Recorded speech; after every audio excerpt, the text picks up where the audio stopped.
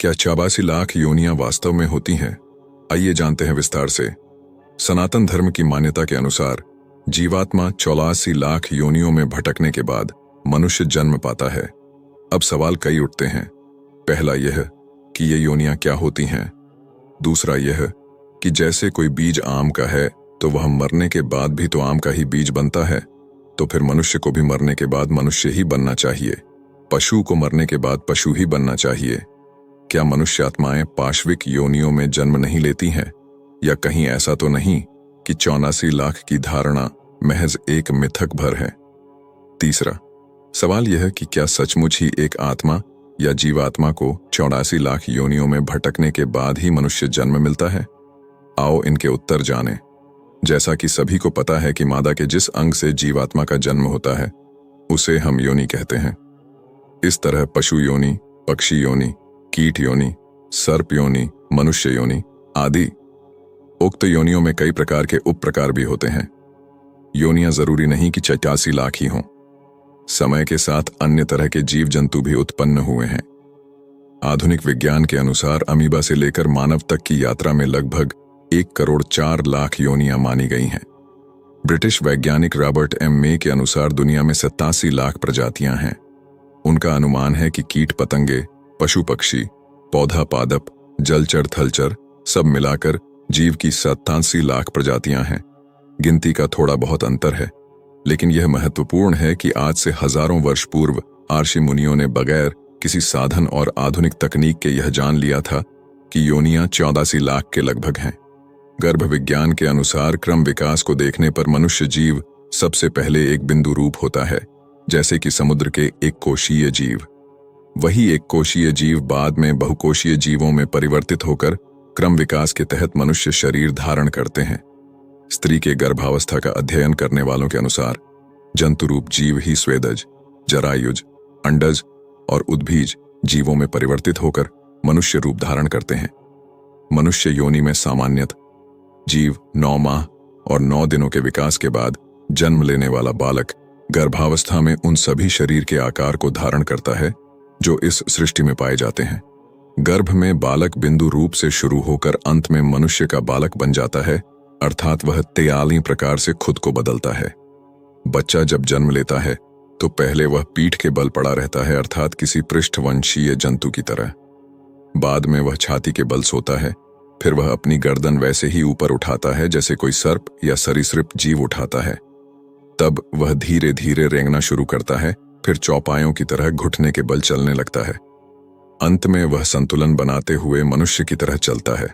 भय, आक्रामकता, चिल्लाना, अपने नाखूनों से खुरोचना, ईर्ष्या, क्रोध, रोना, चीखना आदि क्रियाएं सभी पशुओं की हैं जो मनुष्य में स्वतः ही विद्यमान रहती हैं।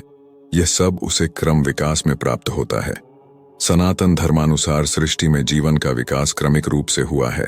श्रीमद्भागवत पुराण के अनुसार सृष्ट्वा पुराणी विविधान्य जयात्म शक्तया वृक्षान सरीसृप पशून खगदंशमत्स्यान तैस्तैर अतुष्ट हृदय पुरुषम विधाय ब्रह्मावलोकदिशणम मुदमाप देव, अर्थात विश्व की मूलभूत शक्ति सृष्टि के रूप में अभिव्यक्त हुई और इस क्रम में वृक्ष, सरीसृप, पशु पक्षी, कीड़े मकोड़े, मत्स्य आदि अनेक रूपों में सृजन हुआ, परंतु उससे उस चेतना की पूर्ण अभिव्यक्ति नहीं हुई। मनुष्य का निर्माण हुआ जो उस मूल तत्व ब्रह्म का साक्षात्कार कर सकता था। योग के 84 आसन। योग के 84 आसन भी इसी क्रम विकास से ही प्रेरित हैं। एक बच्चा वह सभी आसन करता रहता है जो कि योग में बताए जाते हैं।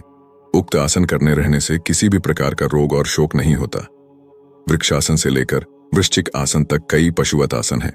मत्स्यासन, सर्पासन, बकासन, कुर्मासन, वृश्चिक, वृक्षासन, ताड़ासन आदि अधिकतर पशुवत आसन ही है।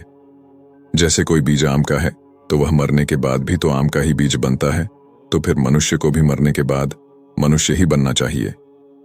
पशु को मरने के बाद पशु ही बनना चाहिए। क्या मनुष्य आत्माएं पाशविक योनियों में जन्म नहीं लेती? और वैसे डार्विन आदि को ठीक समझा जाए तो धीरे धीरे बंदरों से मनुष्य बन गया। यदि यह बात ठीक समझी जाए तो आज जो बंदर है वह मनुष्य क्यों नहीं बने? यदि बंदर धीरे धीरे मनुष्य में परिवर्तित हुए हैं तो आज कोई भी बंदर नहीं होना चाहिए था।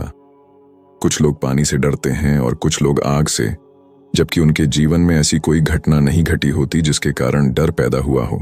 तो इसका क्या कारण हो सकता है? यह कारण है पूर्व जन्म के संस्कारों का। आइए एक मंत्र से जानते हैं, जो एक वैदिक मंत्र है। असुनीते पुनरस्मासु चक्षु पुनः प्राण मिहनो देहि भोगम जोग पश्येम सूर्यमुच्चरंतम अनुमतिम हृलयान स्वस्थि। एवं दूसरा मंत्र असुनीते असुम पृथ्वी ददातु पुनर्द्रियोर देवी पुनरंतरिक्षम पुनर्नः सोमस्तन्वम ददातु पुनः पूषा पथ्यम या स्वस्थ्य। इन मंत्रों का तात्पर्य है कि हे सुखदायक परमेश्वर, आप कृपा करके पुनर्जन्म अर्थात परजन्म में हमारे बीच में उत्तम नेत्र आदि सब इंद्रियां स्थापन कीजिए। प्राण अर्थात मन, बुद्धि, चित्त, अहंकार, बल, पराक्रम आदि युक्त शरीर पुनर्जन्म में दीजिए। अर्थात वेद भी पुनर्जन्म की बात करते हैं। भारतीय सनातन धर्म शास्त्रों पुराणों के अनुसार इस सुंदर विश्व वसुधा में छोट बड़े कुल मिलाकर 84 लाख योनियां बताई गई हैं। शास्त्रों के इन 84 लाख योनियों में सबसे श्रेष्ठ योनि मनुष्य योनि मानी जाती है। अब ये बात घड़ी डिटर्जेंट जैसी तो है नहीं कि पहले इस्तेमाल करो फिर विश्वास करो। आपके दादा के दादा के दादा भी थे, आपने उनका नाम भी नहीं सुना होगा, देखा भी नहीं होगा, पर विश्वास तो है ना कि ऐसा कुछ था। अब प्रश्न है कि मनुष्य मरने के बाद मनुष्य और पशु मरने के बाद पशु ही बनता है क्या? इसके उत्तर में हम कह सकते हैं कि क्रम विकास के सनातन और वैज्ञानिक सिद्धांत से हमें बहुत कुछ सीखने को मिलता है, लेकिन सनातन धर्मानुसार जीवन एक चक्र है। इस चक्र से निकलने को ही मोक्ष कहते हैं। अर्थात जो मनुष्य धर्म पर अडिग रह के जीवन यापन करता है उसको सद्गति प्राप्त होती है, और जो मनुष्य धर्म विरुद्ध आचरण करता है, मिथ्या भाषण, गुरुजनों की निंदा बुराई इत्यादि करता है, तो वो सनातन धर्म अनुसार पाप कर्म है। इसके अलावा बहुत से पाप कर्मों का विवरण पुराणों में मिलता है। इन्हीं पाप कर्मों के कारण मनुष्य को अलग अलग योनियों में जन्म लेना पड़ता है, जब तक उसको दोबारा मनुष्य जन्म नहीं मिल जाता।